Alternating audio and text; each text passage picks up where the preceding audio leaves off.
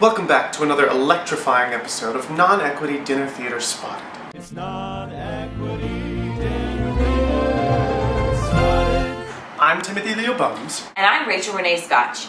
Today we spotted Tobin, Manuel, Mirandasing at the actor-friendly gym Broadway Bodies, so we asked him if he could come and spend some one-on-one time with us in my apartment. Now Tobin, we all know you got your big break when you were offered the role of unpaid background actor in the hit web series The Battery's Down. But can you tell us what you've been up to since then?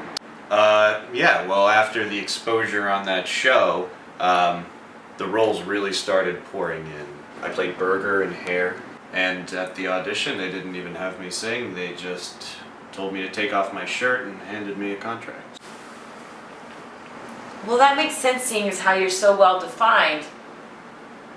Your role in A Battery's Down was probably very well defined, so they saw all they needed, wanted to have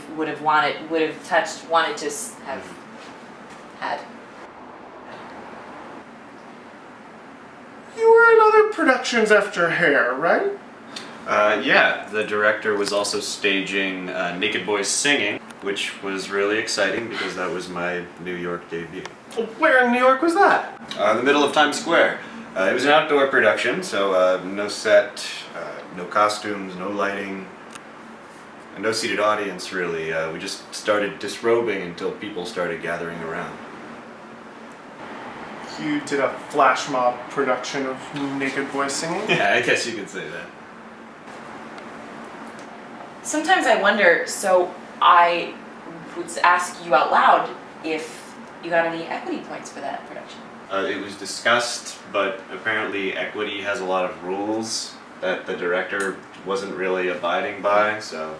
but I did get 3 EMC points for my most recent gig as Lieutenant Cable in South Pacific. Oh, I love the song Younger Than Springtime. Oh, me too, but I didn't actually get to sing it. They felt that the show was dragging a little bit, so they actually cut all of my songs, and they just had me walk on stage and take my shirt off. Usually it garnered a generous amount of applause. I was in that show too, also, as well. I was in a 5-person production of South Pacific toured homes for the elderly, old people, and since there were 5 people, I played Nellie, Forbush, and Liat. Mm. That was, and I know all of the scenes with Lieutenant Cable. If you wanted to give our audiences a little sneak taste. I don't think that we have Great, time. I'd love to. I love you, Lieutenant. I love you too, Liat. Nellie, will you marry me? There are so few days in our lives, Nellie. Timothy, that's not even the scene we're doing, and I'm being Liat right now, I'm not being Nellie. The time that I have with you now is precious. Emil to me. Beck can't take off his shirt. That doesn't make any sense.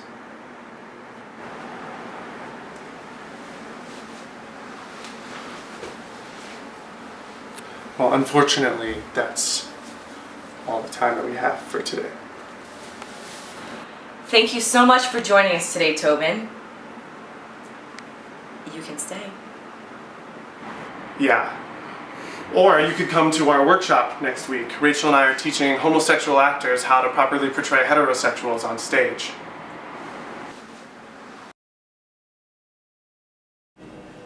Okay, no. Okay, no. Come in there. If you were a male, if you were a straight male on the stage, and you see this beautiful red-haired vixen, you say obtrusively on the thigh, you say, "Come here, lass."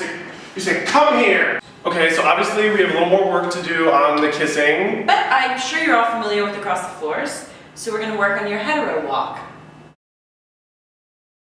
Obstacle 1. Ignore the obstacle. It's a leopard umbrella. I know you're gonna want to pick it up. Move around it. Move around it. Obstacle 2. A bottle of Hollister cologne. Move around it. Yeah. Much better. See? Okay, stop bouncing. We're not on a trampoline. All right, Eric, let's give it a try. Okay.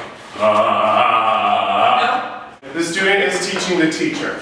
That's good. That's really good. Hi.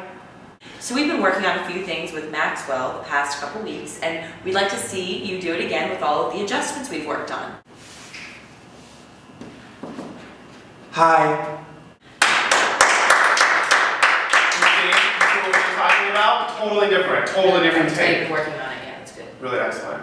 It's non-equity dinner winners starting. It's supercalifragilisticexpialidocious, even though the sound of it is something quite atrocious.